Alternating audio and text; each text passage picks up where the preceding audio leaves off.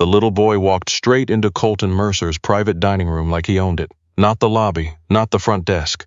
The private dining room on the 42nd floor of the Mercer Tower, where no one got in without a key card, 2 security checks, and an appointment made 3 weeks in advance.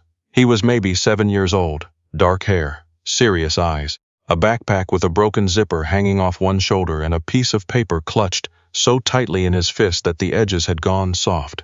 The 2 guards who'd somehow let this happen stood frozen in the doorway like they were waiting to be fired. Mercer set down his fork. He didn't raise his voice. He never raised his voice. That was something people learned quickly. The quieter Colton Mercer got, the worse the situation was. "How," he said, "did a child get through 6 floors of security?" It wasn't a question. Neither guard answered. The boy looked straight at him, didn't flinch, didn't look at the guards or the untouched dinner or the floor-to-ceiling windows showing all of Chicago glittering 42 stories below. He looked at Mercer. "Are you him?" the boy said. "Are you the one whose name is on the building?" Mercer studied him for a long moment. "Who are you?" "My name is Felix." The boy's chin went up slightly, the way kids do when they're trying to be brave and aren't sure they're pulling it off. "Felix Adair, and I need to talk to you. It's really important." "Felix Adair," Mercer said the name carefully. Something moved through him, small and quick, like a shadow passing over water. He didn't know why. "How old are you?" 7.5. "And where's your mother, Felix?" The boy's jaw tightened. He was quiet for just a beat too long. "That's what I need to talk to you about." Mercer sent the guards out. He didn't know why he did that either. He'd made 1,000 cold decisions in this building over 20 years, acquisitions, dismissals, negotiations that broke men with more resources than most small countries. He didn't make sentimental choices. He didn't make impulsive ones. But there was something about the way this kid stood in his dining room, backpack and broken zipper and crumpled paper and all, that made him pull out the chair across the table and say, "Sit down." Felix sat.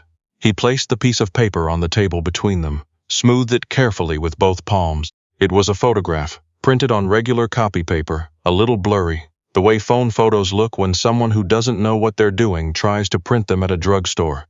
A woman, young, standing in front of a lake laughing at whoever was holding the camera, one hand lifting to push hair out of her face.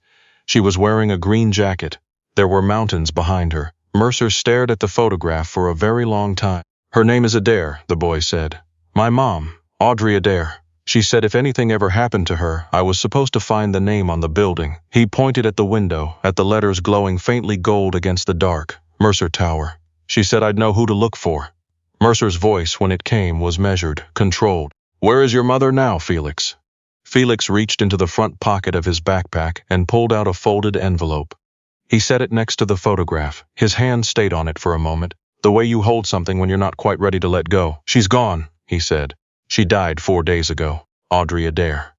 Mercer hadn't heard that name in 8 years. He sat in his office after Felix had been taken to the care of Mrs. Drummond, his household director, who had raised 4 children of her own and handled the situation with a competence that Mercer could only observe in a kind of numb silence. He sat in his office with the folded envelope on the desk in front of him, and didn't open it for a long time. When he finally did, the letter was 2 pages, handwritten. Her handwriting. He recognized it immediately, which surprised him.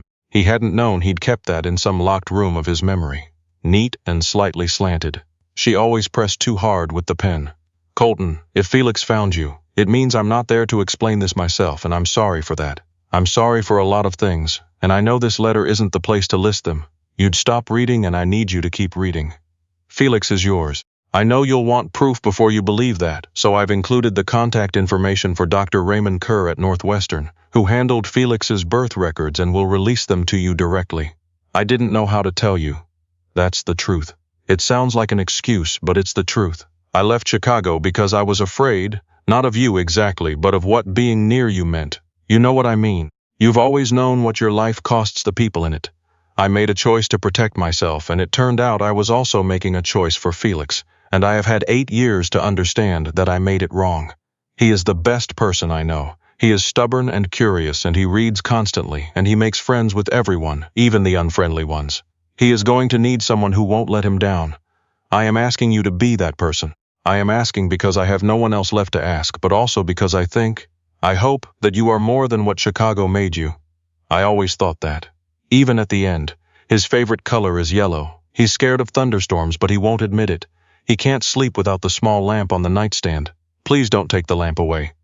Audrey Mercer read the letter twice. Then he folded it back along her crease lines, slid it into the envelope, and sat with it in his hands in the quiet of his office for a very long time. He was not a man who cried. He hadn't cried since he was 12 years old, and had decided in the specific way children sometimes do that he was finished with it. He didn't cry now, but he sat there in the dark for over an hour, and he didn't do anything else. The next morning he called Dr. Kerr. The call lasted 11 minutes. When it ended, Mercer sat at his desk and looked at the Chicago skyline through the window. The lake flat and gray in the early light, the city beginning to move. He had a son. He had a Sevsos who had walked through 6 floors of security, with a broken backpack and a photograph and more composure than most adults Mercer had ever negotiated against. Mrs. Drummond knocked twice and came in. "The boy is up. He's eaten breakfast. He asked if he could look at your books." She paused. "The ones in the East Library?" Mercer looked at her. "What did you say?" "I said I'd ask." Another pause. Something shifted in Drummond's expression. She'd worked for him for 12 years, and she was not a woman who showed her hand easily, but she was showing it now, just slightly. "He's a good kid," she said quietly. "Polite, careful with things." He folded his napkin when he was finished. Mercer nodded once. "Tell him yes. He didn't know how to do this. That was the part no one prepared you for. Not the legal complications, not the logistics, not the question of security in schools, and what you said to a 7-year-old whose mother had just died. All of that had solutions." Solutions were Mercer's business. What he didn't know how to solve was the look on Felix's face. The first time Mercer came into the East Library and found him cross-legged on the floor with an atlas open across his knees. He looked up. He didn't say anything. Mercer didn't say anything either. He went to his usual chair by the window, the one no one else used, which everyone on his staff somehow understood without being told, and he opened the report he'd brought to read. Felix went back to the atlas. They stayed like that for almost 2 hours. Felix asked 2 questions, one about why some country borders were dotted lines and one about whether Iceland was actually cold. Mercer answered both. Felix nodded seriously like he was filing the information away. When Mrs. Drummond came to call Felix for lunch, the boy stood up and carefully closed the atlas and put it back on the shelf, exactly where he'd found it, which Mercer noticed, and then stopped in the doorway. "Can I come back?" he asked. He was looking at the shelf, not at Mercer. "Yes," Mercer said. Felix nodded and left. Mercer looked back at his report. He hadn't read a single page of it. It took 3 weeks for Felix to ask the question Mercer had been waiting for. They were in the car. Drummond had arranged a school visit at a small private academy on the North Shore, and Felix had been quiet the whole drive, watching the city give way to suburbs and bare-limbed November trees. He had a habit of tracing the condensation on the window with one finger, idle patterns that he seemed unaware he was making. "Did you know about me?" Felix said. "Before I came." Mercer kept his eyes on the road. "No. But you knew my mom." "Yes." Felix was quiet for a moment. His finger kept moving on the glass. "Were you bad to her?"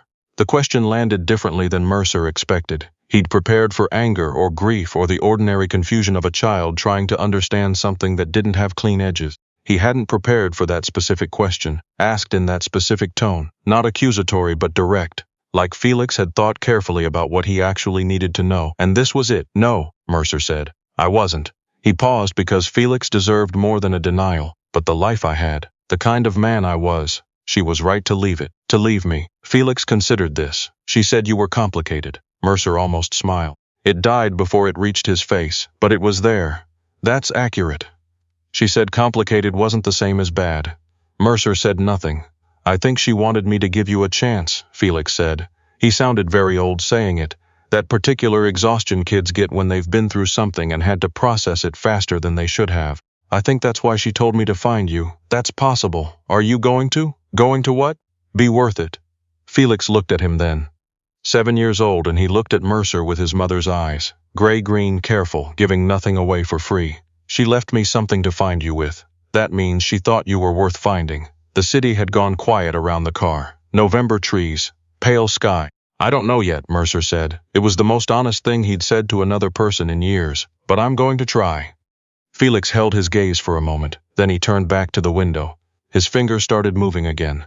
Different pattern this time. Something that might have been a house. The call came on a Thursday. Mercer was in a meeting, 12 people around a table, a deal in its final stages that had taken 8 months to negotiate. When his personal phone lit up with a number he didn't recognize. He would have ignored it. He always ignored calls during meetings. He picked it up. He didn't know why. "Mr. Mercer."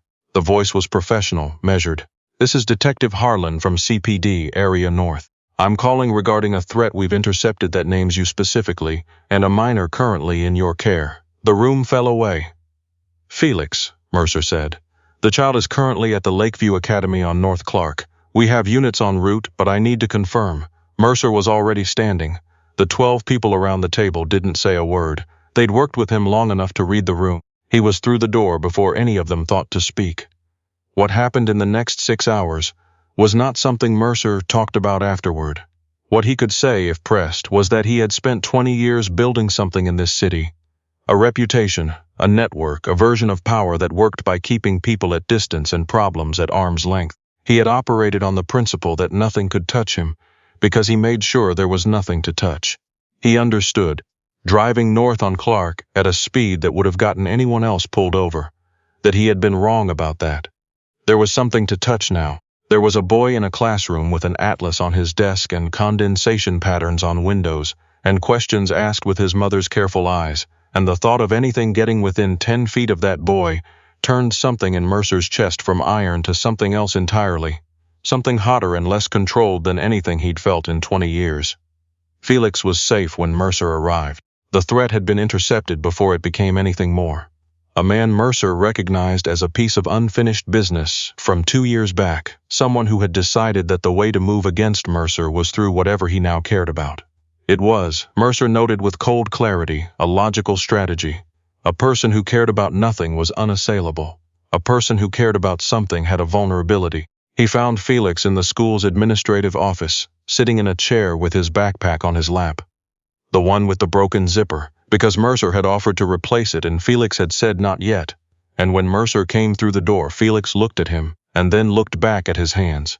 He wasn't crying, he was holding very still. The way people hold still when they're not sure what they're allowed to feel. Mercer sat down in the chair next to him. Neither of them said anything for a moment. "I didn't like the police," Felix said finally. "They asked too many questions and they had cold hands." "I'll pass that along," Mercer said. A pause. "Were you scared?" Felix asked. Mercer thought about the drive north, the thing in his chest, the 20 years of careful distance and what it had taken approximately 3 weeks to dismantle. "Yes," he said. Felix looked at him. Really looked at him. The way he'd done in the car, with those gray-green eyes that held things quietly. "Me too," he said. And then, without ceremony or drama or anything that could be called a moment in the way people usually meant it, Felix leaned slightly sideways until his shoulder was resting against Mercer's arm. He didn't say anything. He just stayed there. Mercer didn't move. He'd made 1,000 calculated decisions over 20 years. He had built an empire on the principle that the right move was always the controlled one, the cold one, the measured one, the one with the best odds. He sat in a chair in a school administrative office in November and let a 7-year-old boy lean against his arm, and he thought that maybe the problem with spending 20 years calculating the right move was that the right move sometimes came through a door with a broken backpack and a photograph and caught you before you'd had time to calculate anything at all. December came. Mercer was not a man who decorated for anything. His building's lobby had tasteful arrangements organized by a firm that handled such things. His apartment had never had so much as a wreath on the door. He came home one evening and found Felix and Mrs. Drummond in the living room with a box of lights and a disagreement about whether the tree should go by the window or the fireplace. Felix's position was the window, so you could see it from outside, he explained with the particular patience of someone who considered this obvious. Mrs. Drummond's position was the fireplace, for reasons of ambiance and of not having to deal with the south-facing light in the afternoon. They both looked at Mercer when he came in. He set down his briefcase. He looked at the window. He looked at the fireplace. "The window," he said. Felix gave Mrs. Drummond a look that was almost diplomatic. Drummond said, "I've been outvoted by people who have never dealt with afternoon glare and went to get more lights." Felix looked at Mercer. "We got a big one," he said. 7 feet, I can see that."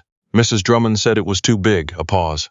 "I told her you had high ceilings." Mercer looked at the tree, at Felix, at the box of lights, the apartment that had been silent and ordered for years, the lamp that was already on the nightstand in the room down the hall because that was non-negotiable. "You were right," he said. "The ceilings are high." Felix nodded, satisfied. "I know," He went back to untangling lights with a seriousness of purpose that suggested this was a technical challenge he intended to solve. Mercer stood in his own living room and watched, and felt something shift inside him that had no name and didn't need one. They didn't talk about the future all at once. It happened the way most real things happened, in pieces, in small moments that didn't look like anything significant until you looked back at them later and understood what they'd been adding up to. Felix asked once in early January whether he could put a star on the atlas page for Chicago. He'd gotten a new atlas by then. Same edition, but his, with his name written in the front cover in his own handwriting. And he was making small marks in pencil for places he wanted to go. "Why Chicago?" Mercer asked. Felix looked at him like the question was almost too obvious to answer. "Because it's where I live," he said. Mercer was quiet. "Right?" Felix said. The word was careful. The carefulness of a kid who was trying not to need the answer too badly and not entirely succeeding. "Right," Mercer said. Felix drew the star. It was small and slightly lopsided, the way hand-drawn stars always are, and he went over it twice to make the lines darker. Then he closed the atlas and put it on the shelf and went to find Mrs. Drummond to ask about dinner, and Mercer stayed where he was and looked at the empty room for a long moment. He thought about Audrey's letter. He is going to need someone who won't let him down. He thought about a woman standing in front of a lake laughing at someone she trusted, hand up to push her hair out of her face. Green jacket, mountains. He thought about the fact that she had known, had believed, even at the end, that he was more than what Chicago had made him. He had spent 20 years proving that Chicago was everything he was. He had been very good at it. He picked up the atlas, opened to the Chicago page, looked at the small lopsided star. He put the atlas back on the shelf exactly where Felix had left it. February, a Saturday. Mercer was in the kitchen. An unusual location for him. He'd learned the basics out of necessity after the third time Felix had looked at the empty refrigerator with an expression of resigned disappointment. When Felix came in and climbed up onto the counter stool and watched him with the focused attention he gave to most things. "What are you making?" Felix asked. "Eggs. Can I help?" Mercer looked at him. "Do you know how to make eggs?" "My mom taught me," Felix said. "She said it was the most important thing to know how to cook, because you can have eggs for any meal." Mercer said nothing for a moment. They did this sometimes. Mentioned Audrey in the careful, matter-of-fact way that was the only way you could talk about someone who was gone and still present, still loud in the ways that mattered. "She was right," Mercer said. He moved over to make room at the stove. Felix climbed down from the stool and came to stand beside him, and Mercer handed him a spatula and moved the pan to the front burner where he could reach it. "Medium heat," Felix said. She was really specific about that. "Medium heat," Mercer agreed. They made eggs on a Saturday morning in February, and it was not a remarkable thing. It was an ordinary thing, which was the point, which was the thing Mercer had spent 20 years not understanding, and was only now beginning to learn. Ordinary was what mattered. He had built towers. He had built a reputation and a network and a version of power that ran this city in ways that no one was supposed to talk about. Felix moved the spatula carefully, watching the eggs the way Audrey must have shown him. Seriously, like it mattered. It mattered. Later, when they were eating at the kitchen island, Felix looked up with something on his face that he'd been working up to. Mercer had learned to recognize this look, the gathering of words that Felix kept very close to himself before he decided to let them out. "I have a question," Felix said. "Okay, what do I call you?" The question sat in the kitchen between them, eggs cooling, morning light on the counter, the atlas on the shelf down the hall with a small lopsided star on the Chicago page. Mercer looked at his son. "Whatever you want," he said. "Whatever feels right." Felix thought about it for a moment. He looked down at his plate. He looked back up. "Okay," he said, and that was all. But that evening when Mrs. Drummond called Felix for dinner and Mercer was still at his desk, Felix appeared in the doorway of his office, backpack strap over one shoulder out of habit even at home. "Dinner," Felix said. "I'll be there in a minute." Felix started to leave, then stopped. "Hey," he said. Mercer looked up. "Don't be late." A pause, and then so quietly it might have been practice, might have been a question, might have been something in between. "Dad." He was gone before Mercer could say anything, which was probably for the best, because Colton Mercer, who had built an empire on the principle of not needing anything, sat alone in his office on a February evening and found that he had absolutely nothing to say. Nothing calculated, nothing measured, nothing cold, just the word, sitting in the air where Felix had left it. He was not, as he'd established long ago, a man who cried. He sat at his desk with his hands folded and the Chicago skyline going dark outside the window, and he didn't. But it was, he thought, the closest call he'd had in a very long time.